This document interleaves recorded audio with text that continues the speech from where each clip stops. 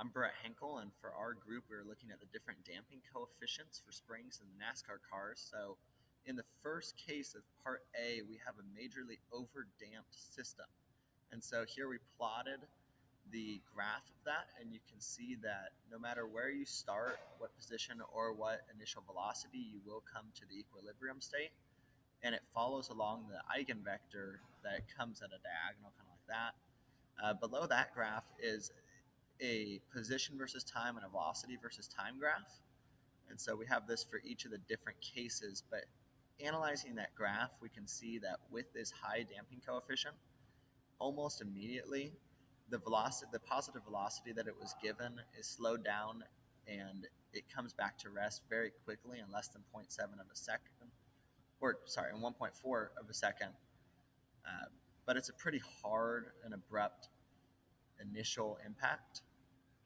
In the slightly over damped case where the spring constant or spring when the dampening coefficient is a lot smaller, it's a much more comfortable ride. It slows down more reasonably right at first, but it still comes back to zero a little bit faster than the initial case.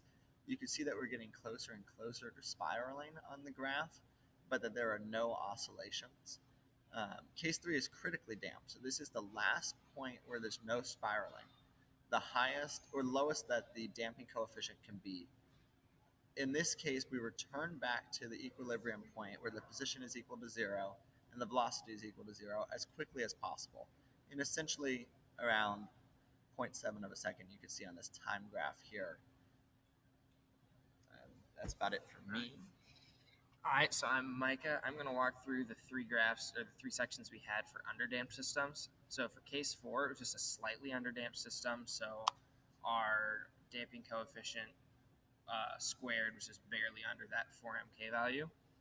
And we see it's somewhat similar to the critically damped. It's very similar, actually. It's just it takes a little more time to return back to the equilibrium, but it's still following that diagonal across on the x prime y prime graph. Then we move on to significantly underdamped. So this is a B value that was fairly low. I think we used 1,000.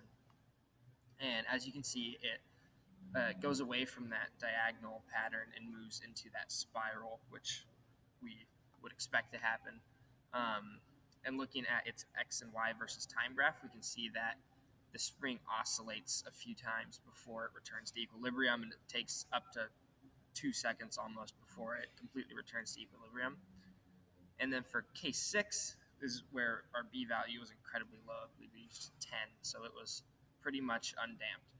And again, we get a spiral again, an even tighter spiral than that first one in our x and y graph. And then versus time, we see that the spring is just oscillating an insane amount. It takes almost half a minute before the spring returns to equilibrium. So using that in our system for like a NASCAR car, 30 seconds is a really long time when you're traveling at 200 miles an hour. So that would just be basically unusable.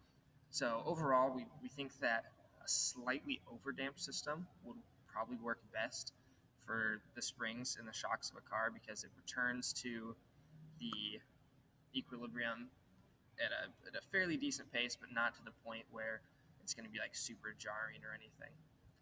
And so those are the graphs, and part B is the derivation. So hi, this is Conrad Lin, and I'm going to talk about the derivation of the steady state equation, which you add a sign to it to find out the maximum of the amplitude. So first you plug the steady state equation into the uh, spring mass system and get this f times sine omega t plus 0 um, and use Cramer's rule to find out the value for a and b. Uh, then plugging back to the steady state equation, you get this form, which is actually f times this whole thing, and want to write this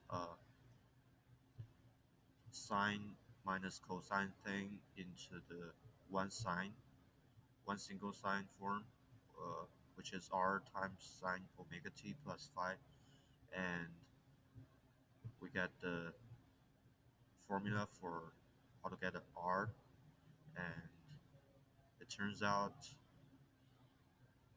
it's similar to the denominator here, and plug it back, we can find out there's a over here is the sine value divided by r, and we want to use that to uh, become a new function, and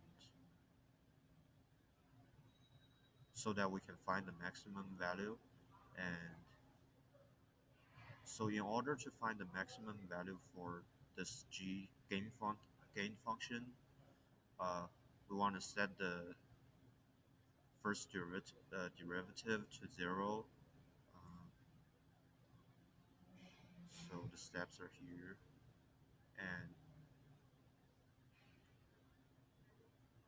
so after this process, we get this omega times the thing in brackets equal to 0, and we don't want the omega equal to 0, so we set this equal to 0 and find out that b squared equals to 2m times k minus m times omega squared,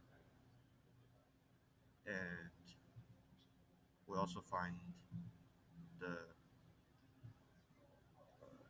expression for omega itself, and when b squared is less than 2mk, we can find its maximum value at this in this form.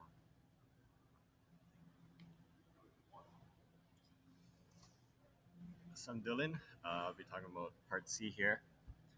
So using the equation that we got in part B, we came out to that the most dangerous frequency would be, as you can see here, 12.78 hertz. And essentially, our reasoning is that since the car is already going to be going back and forth, the driver is going to be trying to stop themselves from going back and forth. But if they end up on the same frequency, they could possibly throw themselves off the road because of the force that's going back and forth. And when they match it, that's going to be enough force to throw them off. So, yeah, keeping this short, basically, that's what our reasoning is.